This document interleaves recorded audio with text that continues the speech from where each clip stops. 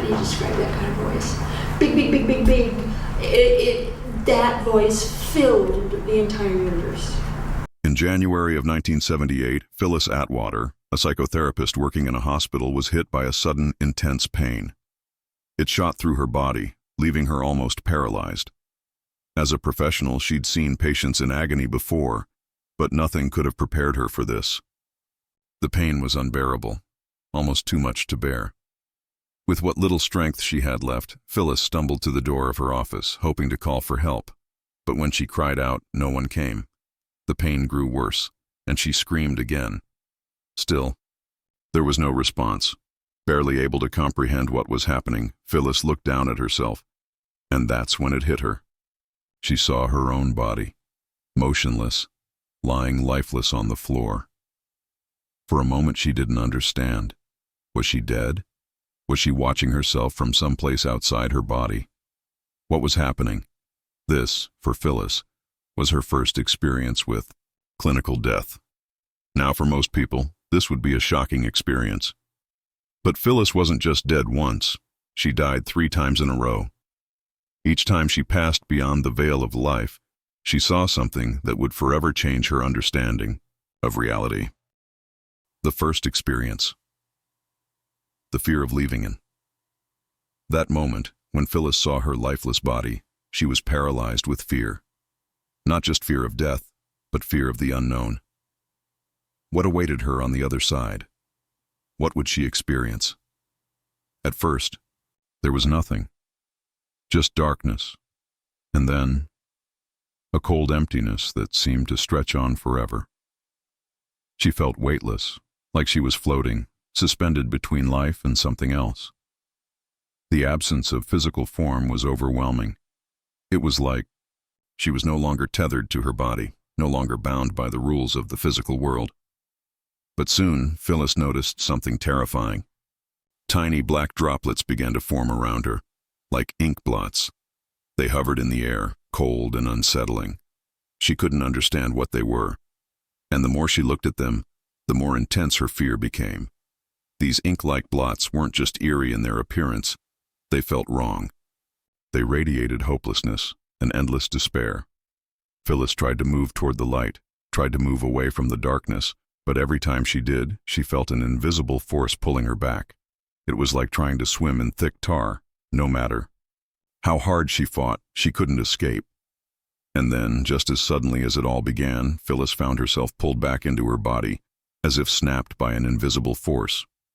She felt her soul rush back through her body, from the top of her head to the tips of her toes. It was an agonizing, disorienting experience. When Phyllis opened her eyes, she saw a nurse hovering over her face filled with shock, as though she had just witnessed a miracle. It was as if Phyllis had risen from the dead. The second experience. A review of life, but Phyllis's journey didn't stop there. Just 1 month later, in March, she experienced clinical death once again. This time, things were different. Instead of the terrifying darkness, Phyllis found herself in a strange, formless space, a void where time seemed to stretch and bend. She felt her consciousness expand, as if she could see and understand everything all at once. In this place, Phyllis relived her entire life.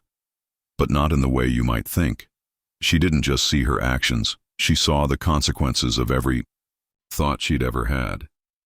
Every fleeting idea, every little moment of doubt, every decision. Phyllis witnessed it all in full, vibrant clarity. It wasn't just her actions that were replayed, but the energy of her thoughts.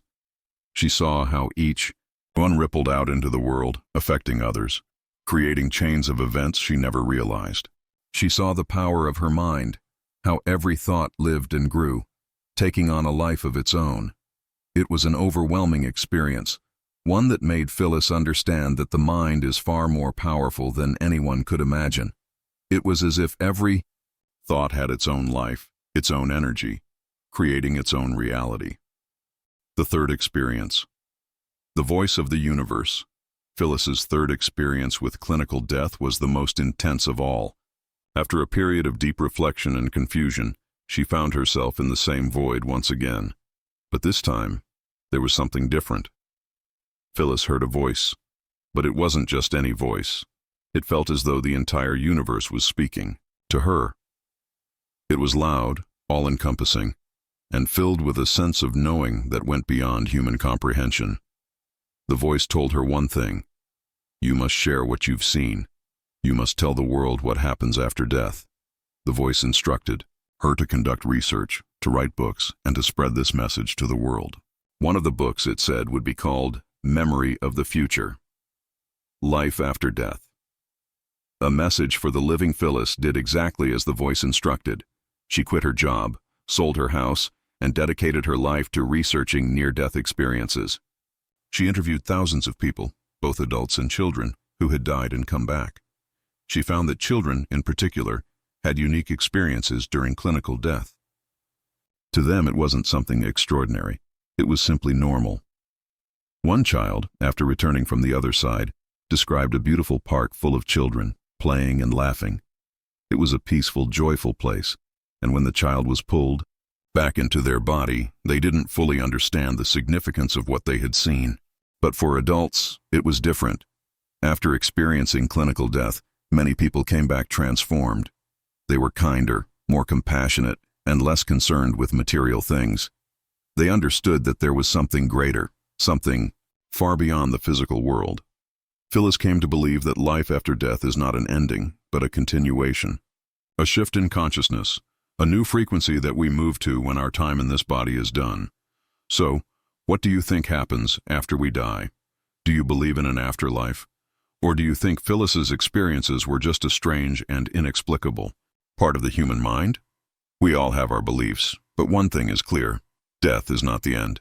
It may just be the beginning of a much bigger journey than we could ever imagine. If Phyllis's story resonated with you, if it made you question what happens beyond the veil of life, let us know your thoughts in the comments below. And if you want to hear more stories about the mysteries of life and death, don't forget to subscribe and share this video with those you care about.